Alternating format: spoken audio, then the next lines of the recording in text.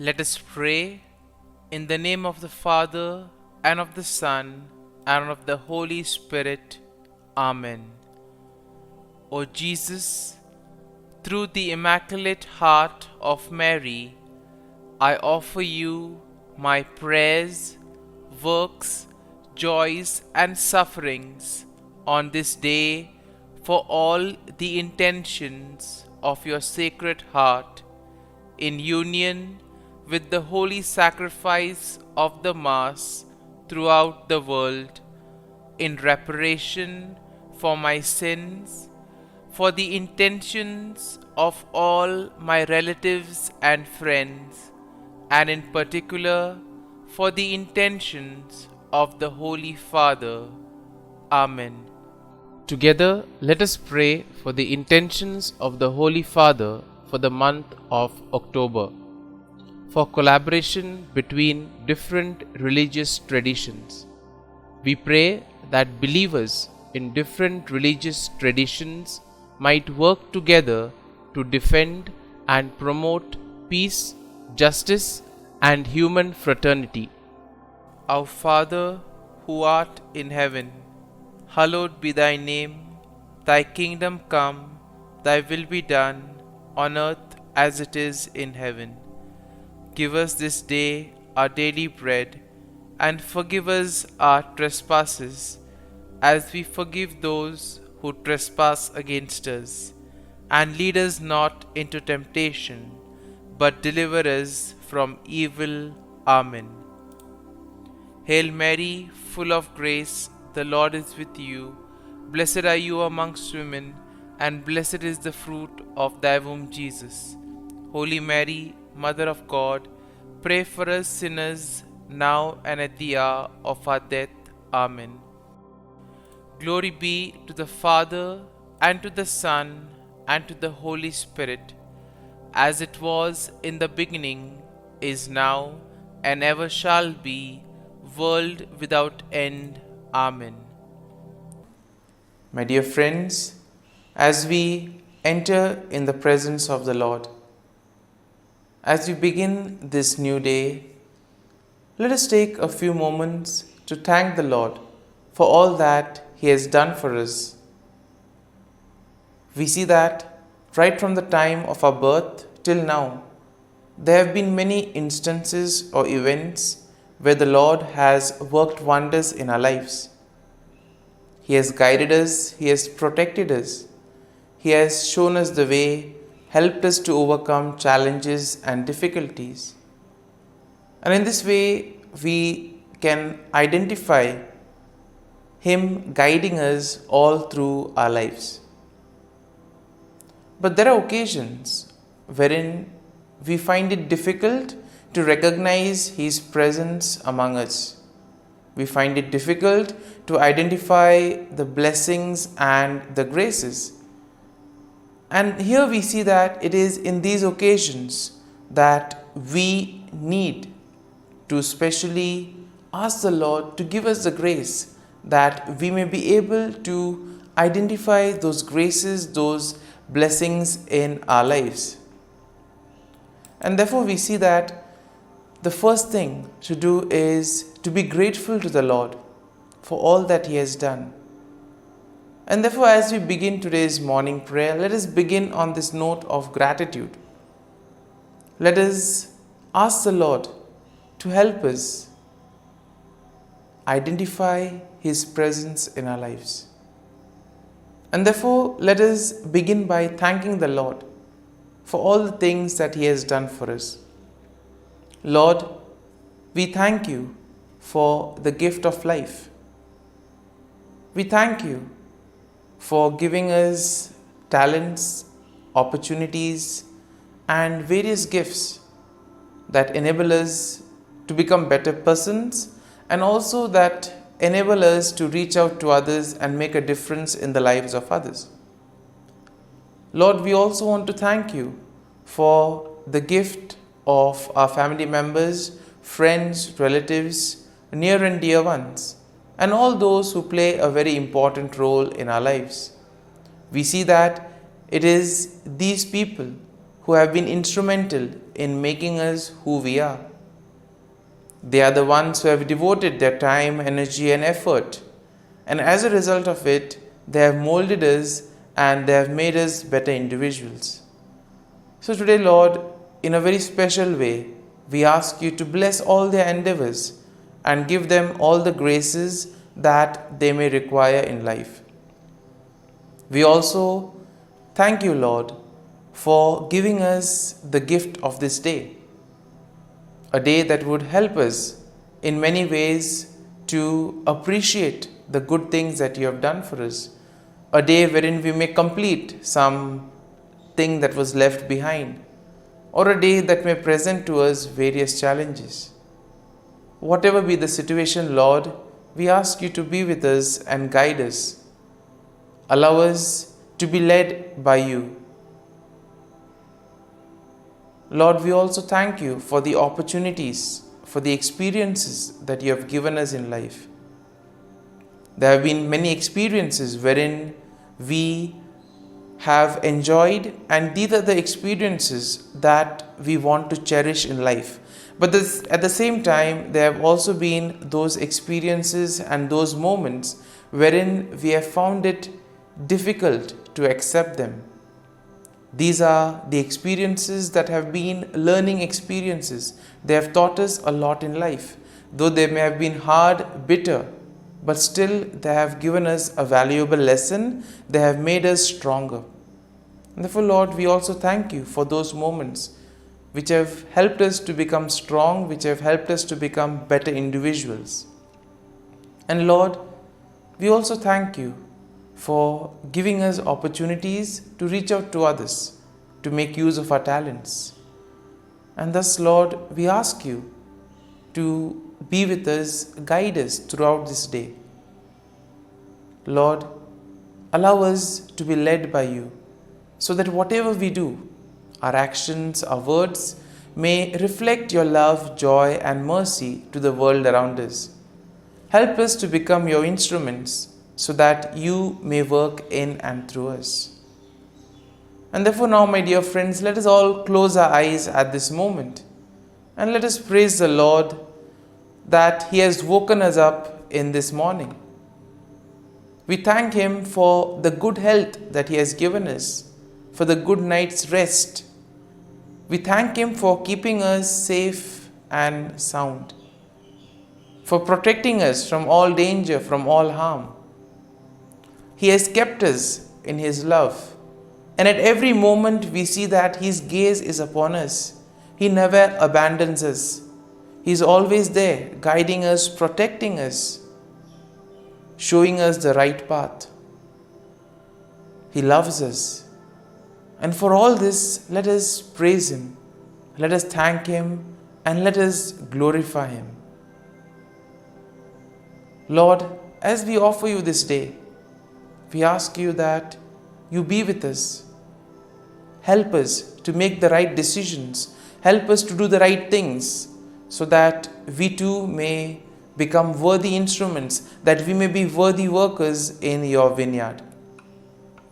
And therefore, my dear friends, let this day be a day of joy and blessings in the name of our Lord Jesus Christ. My dear friends, let us now reflect and meditate on Psalm 65. As usual, we shall have a general overview of the psalm, and then we shall take a look at a few verses in detail, trying to see how the psalm plays an important role in our lives. And therefore we see that Psalm 65 is in a way a psalm of praise that is attributed to David. It is a beautiful hymn that celebrates God's goodness and provision in the natural world. It also shows how God cares for His people. Now the psalm can be divided into three main sections. The first is an exaltation of God's character and praise for His acts, and that is something that we'll find in verses 1 to 4. Then in verses 5 to 8 we have the recognition of God's power and control over creation. And then in the final section, from verses 9 to 13, we have gratitude for God's provision and blessings and a declaration of the psalmist's response in worship.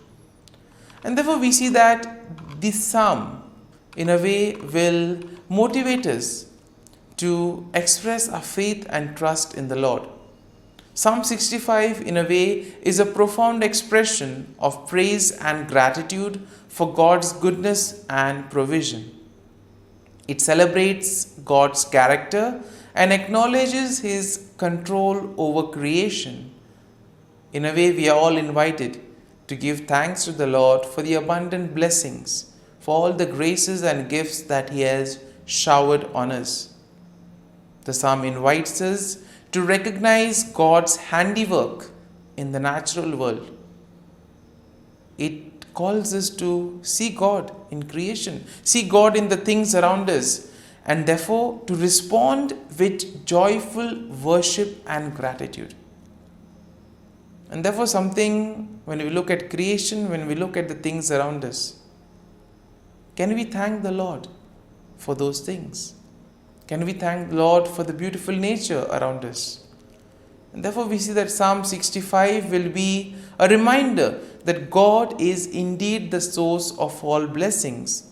And therefore it is our duty and our salvation to praise Him and give Him thanks. And now, having seen the general overview of the psalm, let us go and look at a few verses in detail. Now verses 1 to 4 go like this. Praise is awaiting you, O God, in Zion, and to you the vow shall be performed. O you who hear prayer, to you all flesh will come. Iniquities prevail against me, as for our transgressions. You will provide atonement for them. Blessed is the man you chose and caused to approach you, that he may dwell in your courts. Now the psalm begins with a declaration of praise and recognition of God's presence in Zion. And in this way, the psalmist acknowledges that all flesh will come before God with all their prayers. That means all individuals, all people will go to the Lord with their prayers, and the Lord will welcome them. He will willingly listen to all that they have to tell Him. And therefore this is a good reminder for us that when we find ourselves in difficult moments, we can approach the Lord, we can speak to Him, and He will be there to listen to all our prayers, to all our feelings, all our sentiments. And here we see that there is also an acknowledgement in this first part of the psalm of personal sins and the assurance of God's atonement. The Lord will forgive us. He will cleanse us of all our sins. And therefore we see that the psalmist here declares the blessedness of those chosen by God, who are allowed to dwell in His presence, and those who are allowed to experience His satisfaction and goodness. And thus we move to verses 5 and 8, which go like this. By awesome deeds in righteousness you will answer us, O God of our salvation. You who are the confidence of all the ends of the earth and of the far off seas, who established the mountains by His strength, being clothed with power, who stills the noise of the seas, the noise of their waves, and the tumult of the people. In this section, we see that the psalmist praises God for His power and control over creation. The psalmist recognizes that God is indeed the source of salvation, and therefore all of us need to place our confidence in the Lord. Place our faith and trust in Him that He will guide us, He will protect us. And therefore the psalmist is very happy. He marvels at the ability of God to establish mountain, to still the raging waters, and to cause many things in creation. He is also amazed that the Lord is able to calm down various tumults among the nations. Therefore, let us pray for peace at the same time. There are many parts of the world where peace is the need of the hour. People fighting over one another, nations fighting with each other, people being affected, suffering. And therefore, let us at this moment place all these events at the feet of the Lord. Because this part of the psalm tells us that even those in the farthest corners of the earth are in awe of God's sign. Therefore, nothing is impossible for God. Therefore, we need to go to Him with all our difficulties. And finally, we see that in verses 9 to 13, go like this: You visit the earth and water it, you greatly enrich it. The river of God is full of water. You provide their grain, for so you have prepared it. You water its ridges abundantly. You settle its furrows. You make it soft with showers. You bless its growth. And therefore we see that the psalmist expresses his gratitude for God's provision and blessings in the natural world. Therefore God's visitation upon the earth brings about abundance, and it enriches the land and provides water and all the nutrients for growth. Therefore the psalmist acknowledges God's goodness that permeates the passing seasons and the overflowing abundance that results from it. And therefore we see that the imagery of pastures, valleys, flocks and grains depict a land that is bursting with life, therefore leading to joy and the songs of praise. And therefore we see that the psalmist will conclude with the final statement of the psalmist's response to God's blessing. The psalmist declares that the blessing of God extend even to seemingly desolate places. That means no place is excluded from the presence of the Lord. The Lord is present everywhere. Nothing is impossible for God. And therefore it gives us confidence that we can turn to the Lord and ask Him to intervene in whatever difficult situation we may be in. My dear friends, as we have reflected and meditated on Psalm 65, let us now spend a few moments in silence, reflecting on the psalm. There may be a few verses, a few thoughts that may have touched us. Remain with these thoughts.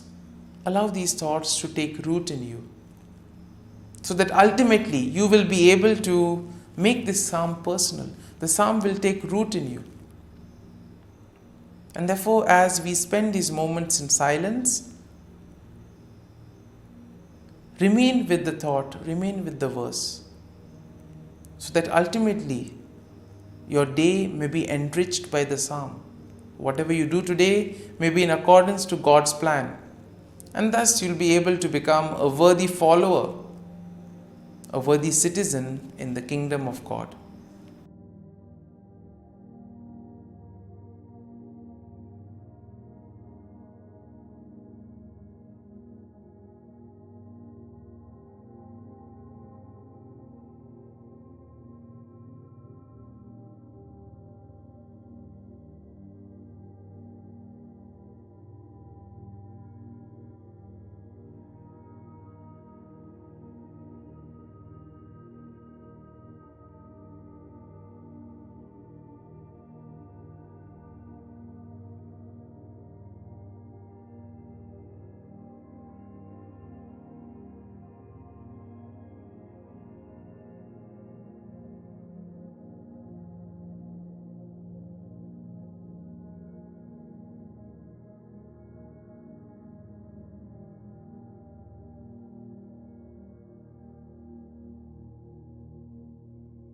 Pray to Saint Michael the Archangel for protection. Saint Michael the Archangel, defend us in battle. Be our defense against the wickedness and snares of the devil. May God rebuke him, we humbly pray. And do thou, O Prince of the heavenly hosts, by the power of God, thrust into hell Satan and all the evil spirits who prowl about the world, seeking the ruin of souls. Amen. Act of Adoration. O Sacrament most holy, O Sacrament divine, all praise and all thanksgiving be every moment thine. Saint Gertrude Prayer for souls in purgatory. Eternal Father, I offer Thee the most precious blood of Thy divine Son, Jesus, in union with the masses said throughout the world today, for all the holy souls in purgatory, for sinners everywhere, for sinners in the universal church, those in my own home and within my family. Amen. May the divine assistance remain always with us, and may the souls of the faithful departed through the mercy of God rest in peace. Amen.